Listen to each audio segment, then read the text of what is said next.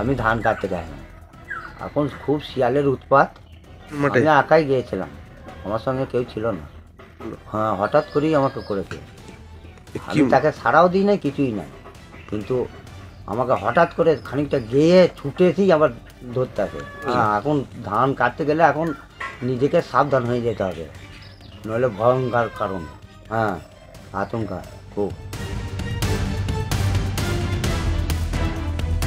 খবর পেয়েছি এবং আমরা অলরেডি বর্ধমান রেঞ্জিকে সেই খবরটা ডিসেমিনেট করেছি। বর্ধমান রেঞ্জ অফিসার নিশ্চয়ই কিছু ব্যবস্থা নেবেন, হয়তো ইমিডিয়েট আপনারা দেখতেও পাবেন ফিল্ডে গিয়ে যে হয়তো বর্ধমান রেঞ্জ কিছু ব্যবস্থা নিচ্ছে বা কিছু যোগাযোগ করছে কীভাবে ওটাকে কন্ট্রোল করা যায়।